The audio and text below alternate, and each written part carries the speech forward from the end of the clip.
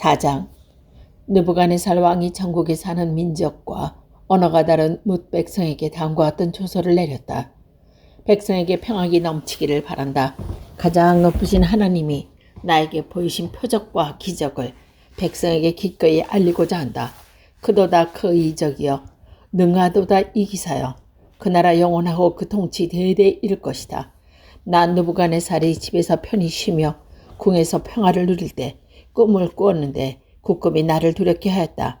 침대에 누워있어도 생각이 번거로웠고 머릿속에 받은 환상 때문에 나는 번민하였다.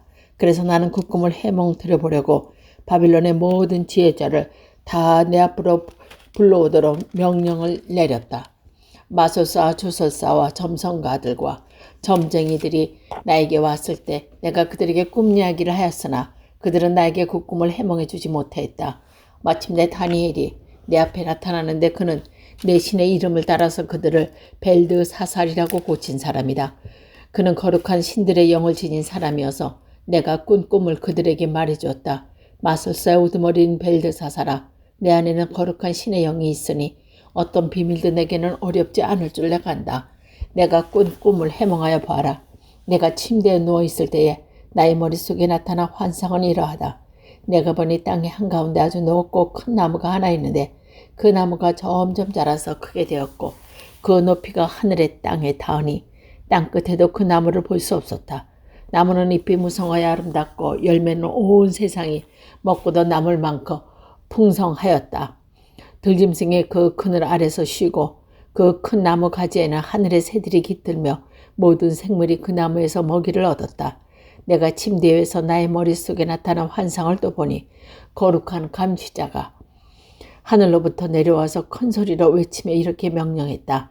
이 나무를 베고서 가지를 꽂고 잎사구를 떨고서 열매를 해쳐라. 나무 밑에 있는 짐승들을 쫓아버리고 가지에 깃든 새들을 쫓아내어라.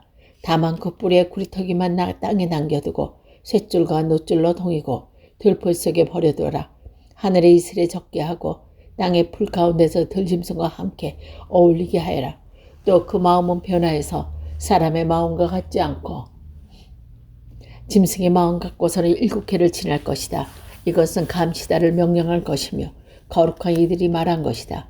이것은 가장 높으신 분이 인간의 나라를 지배하는 것과 뜻에 맞는 사람에게 나라를 주신다는 것과 가장 낮은 사람을 구해 세우신다는 것을 사람들이 알도록 하려는 것이다. 나 느부갓네살 왕이 이런 꿈을 꾸었으나 너 벨드사살은 이 꿈을 해몽하여라. 내 나라의 모든 지혜가 그 꿈을 해몽하여 나에게 알려주지 못하였으나 너는 내 안에 거룩한 신들의 영이 있으니 할 수 있을 것이다. 왕의 말이 끝났을 때 일명 벨드사살이라고 하는 다니엘은 한동안 놀라서 몹시 당하였다. 왕이 그에게 말하였다. 벨드사살아, 이 꿈의 그 해몽이 어떤지 번민하지 말아라. 벨드사살이 아뢰었다. 임금님의 원수들의 꾸었더라도 좋았을 뻔했습니다. 해몽도 임금님의 원수들에게나 해줄 수 있으면 좋겠습니다.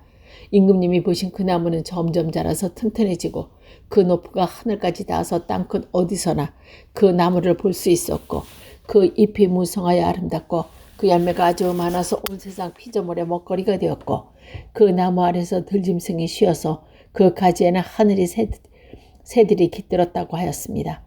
임금님, 이 나무는 바로 임금님이십니다. 임금님은 강대해지셨습니다. 임금님의 강대하니 하늘에 닿았고 임금님의 통키가 땅끝까지 이르렀습니다. 임금님이 보시니 거룩한 감시자가 하늘로부터 내려와서 이렇게 말하였습니다. 임은 나무를 베어 없애되 다만 뿌리의 구루터기는 땅에 남겨주고 쇳줄과 노술을 통해서 들굴 속에 버려두어 하늘에서 내리는 이슬에 적게 하고 들짐승과 함께 어울리게 하여라. 이렇게 7대를 지나도록 하여라. 임금님, 그 해몽은 이러합니다. 가장 높으신 분이 내리신 명령이 임금님께 미칠 것입니다. 임금님은 사람에게서 쫓겨나셔서 들짐승과 함께 사시며 소처럼 풀을 듣고 하늘에 내리는 이슬이 젖으실 것입니다. 이렇게 7해가 지난 뒤에 임금님은 비로소 가장 높으신 분이 인간의 나라를 다스린다는 것과 누구든지 그의 뜻에 맞는 사람에게 나라를 주시겠다는 것을 깨달으실 것입니다. 또 나무 뿌리에 구루터기에 남겨두라가 명령하신 것은 하나님이 세상을 다스렸다는 것을 임금님이 깨달으신 다음에야 임금 나라가 굳게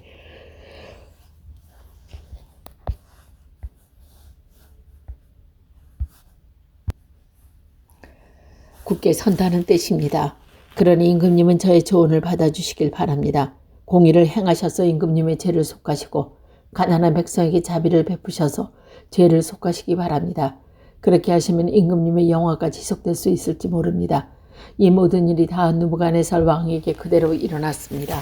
12달이 지난 뒤에 어느 날 왕이 바벨론 왕궁 옥상에서 거닐며 혼자 중얼거렸습니다. 내가 세운 이 도성, 이 거대한 바벨론을 봐라. 나의 권세와 능력과 나의 영화와 위엄이 그대로 나타나 있지 않느냐. 이 말이 왕의 입에서 채에 떨어지기도 전에 하늘에서부터 내려오는 말소리가 들렸다. 느부갓네살 왕아, 너에게 선언한다. 왕궁이 너에게서 떠났다. 너는 사람 사는 세상에서 쫓겨나서 들짐승과 함께 살면서 소처럼 풀을 뜯어 먹을 것이다. 이와 같이 7해가 지난 다음에야 너는 가장 높으신 분의 인간의 나라를 다스린다는 것과 그 뜻에 맞는 사람에게 나라를 주시겠다는 것을 알게 될 것이다.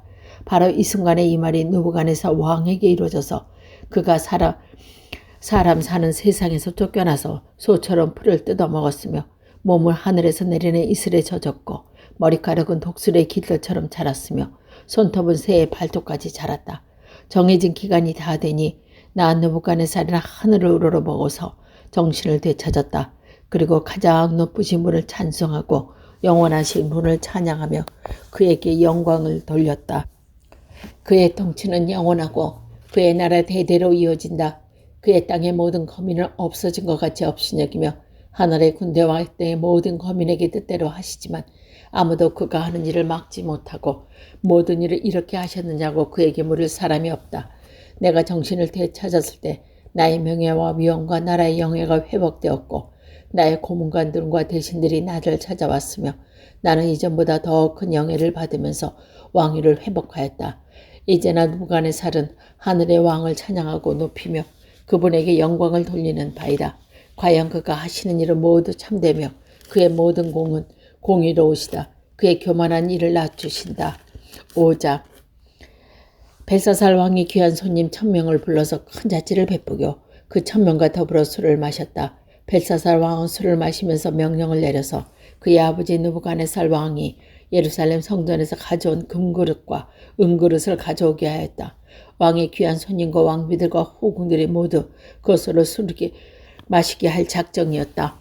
그러나 예루살렘이나 하나님의 집 성전에서 가져온 금그릇을 꺼내서 왕도 귀한 손님과 왕비들과 후궁들이 그것으로 술을 마셨다. 그들은 술을 마시고서 은과 금과 동과 철과 나무와 돌로 만든 신을 찬양하였다. 그런데 바로 그때 갑자기 사람의 손이 나타나더니 촛대 앞에 있는 왕궁 석고 벽고에다가 글을 쓰기 시작하였다. 왕은 그 손가락에 글을 쓰는 것으로 보고 있었다. 그러다가 왕의 얼굴빛이 창피하더니 공포에 사로잡혀서 넓적다리에 힘을 잃고 무릎에 서로 부딪히며 떨었다. 왕은 큰 소리로 외치고 주술과 점성가들과 점성가들을 불러오게 하였다. 그들이 들어왔을 때는 그는 바벨론의 지혜자들에게 말하였다. 누구든지 이 글자를 읽고 그 뜻을 나에게 알려주는 사람에게는 자색 옷을 입히고 금 귀걸이를 목에 걸어주며 이 나라에서 셋째가는 통치자로 삼겠다. 왕궁 지혜자들이 모두 나왔으나 아무도 그 글자를 읽는 사람이 없었고 그 뜻을 왕에게 알려주는 사람도 없어서 벨사살 왕은 크게 낙심하여 얼굴색이 변하고 손님들도 당황하였다. 왕과 귀한 손님의 고함 소리를 듣고 왕의 어머니가 연회장으로 들렸다. 왕의 어머니가 왕에게 말했다. 임금님은 만수무강하십니다. 임금님이 만수무강을 빕니다. 임금님은 너무 번민하지 마십시오. 얼굴에서 근침을 떨쳐버리시길 바랍니다. 임금님 나라의 거룩한 신의 영을 받은 한 사람이 있습니다. 그는 임금님의 아버지 때 명철한 총명과 신들의 지혜와 같은 지혜를 가진 사람으로 알려진 인물입니다. 임금님의 아버지 느부갓네살 왕께서 그 사람을 마술사들과 주술가들과 점성가들의 우두머리를 세우셨습니다. 그의 이름은 다니엘입니다. 그에게 탁월한 정신과 지식과 꿈을 해명하는 총명이 있어서 수수께끼를 풀었고 여러 가지 문제도 해결했습니다. 느부갓네살 왕은 그 이름을 베드사살이라고 부르셨습니다. 이제 다니엘도 불러보십시오. 그러면 그가 그 글귀를 풀어서 임금님께 알려드릴 것입니다. 다니엘 왕 앞으로 나오니 왕이 다니엘에게 물었다. 그대가 바로 나의 부왕께서 유다에서 데려온 유다 포로 가운데 하나인 다니엘이라는 사람이요. 나는 그대의 이야기를 들었어. 그대에게는 신들의 영이 있고 명철과 총명과 탁월한 지혜가 있다고 들었어. 내가 제자들과 주술가들을 이리로 불러와서 이 글자를 읽고서 내 앞에서 그 뜻을 알아내라고 하였으나 그들이 이 글자의 뜻을 나에게 풀이주지 못했어. 그러나 나는 그대가 글자를 해석할 수 있고 어려운 문제도 풀 수 있다고 들었어.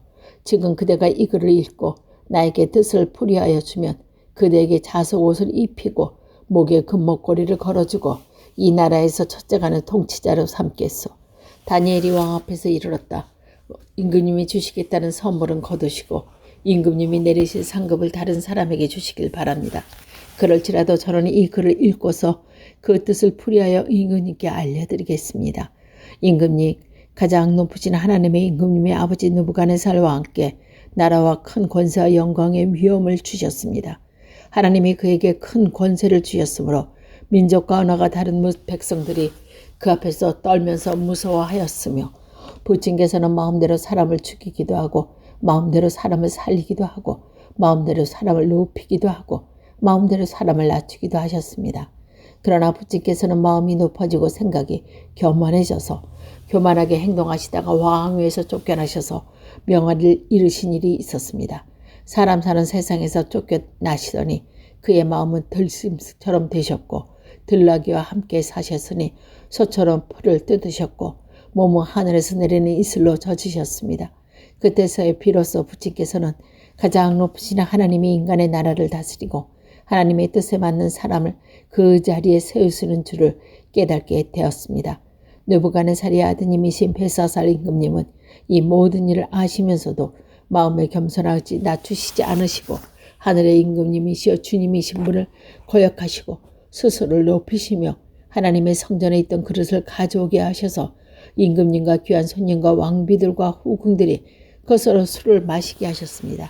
그리고 임금님은 보거나 듣거나 알지도 못하는 금과 은과 동과 새와 나무와 돌로 만든 신들을 찬양하시면서도 임금님의 호흡과 모든 길을 주장하시는 하나님께서는 영광을 돌리지 않으셨습니다.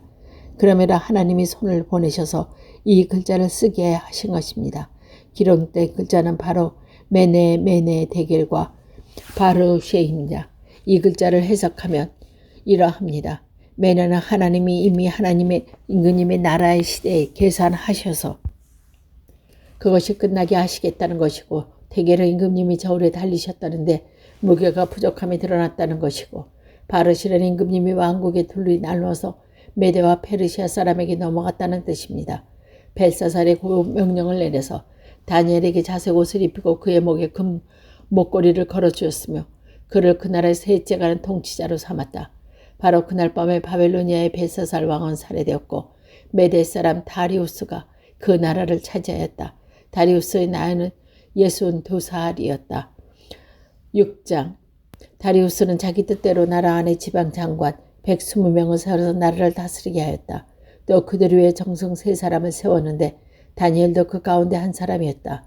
그리고 지방장관들이 정승들에게 업무를 보게 하고 왕의 피해가 끼치는 일이 없도록 하였다.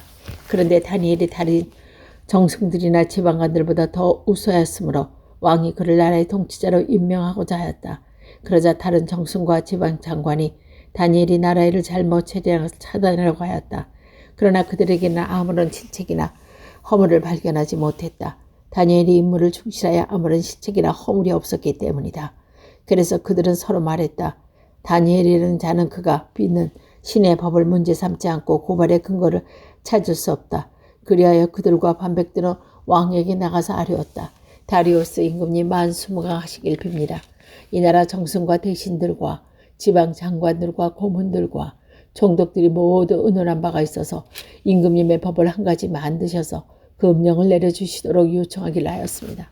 그 법은 앞으로 30일 동안 임금님 말고 다른 신이나 사람에게 무엇을 강구하는 사람은 누구든지 사자굴에 집에 넣기로 한다는 것입니다. 바라옵기를 임금님이 이제 그 음령을 세우시고 그 문서에 임금님의 도장을 찍으셔서 메대와 페르시아에 고치지 못하는 법을 따라서 그것을 다시 고치지 못하게 하시기를 바랍니다. 그리하여 다리우스 왕은 금령의 문서에 왕의 도장을 찍었다. 다니엘은 왕의 금령 문서에 도장을 찍는 것을 알고도 자기의 집으로 돌아가서 다락방으로 올라갔다. 그 다락방의 예루살렘 쪽으로 창문이 나 있었다. 그는 늘 하듯이 하루에 3번 그의 하나님께 무릎을 꿇고 기도하며 감사를 드렸다. 그때 다니엘을 모함하는 사람들이 들이닥쳐 다니엘이 그의 하나님께 기도하며 간구하는 것을 목격하였다. 그들이 왕에게 나가서 다니엘을 고발하려고 왕에게 금령을 상기시켰다. 임금님이 금령으로 도장을 찍으시고 앞으로 30일 동안 임금님 외에 다른 신이나 사람에게 무엇을 간구하는 사람은 누구든지 사적으로 던지기로 하지 않으셨습니까? 왕이 대답했다. 그 일은 고칠 수 없다. 그것은 메디와 페르시아 법을 따라 확정된 것이다. 그들이 왕에게 알았다. 임금님, 유다에서 잡혀온 다니엘이 임금님을 무시하고 또 임금님의 도장에 찍힌 그 음령을 무시하여 하루에 3번씩 기도를 드리고 있습니다. 왕은 이 고발을 듣고 몹시 괴로워하여 다니엘을 구원하라고 마음을 쓰며 해가 질 때까지 온갖 노력을 하였다. 이때 이 사람들은 왕에게 다시 가서 말했다.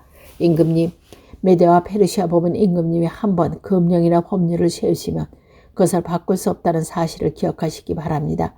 그래서 왕의 명령이 내리니 그들이 다니엘을 끌고다가 사자굴에 던져놓고 왕이 다니엘에게 말하였다. 그대가 늘 섬기는 그대의 하나님이 그대를 구해주길 바라오. 사람들이 하나를 골라다가 오기를 막았다. 왕이 그 위에 자기의 도장과 귀인들의 도장을 찍어서 봉하였다. 이렇게 해서 다니엘에게 내준 조서를 변경할 수 없게 하였다.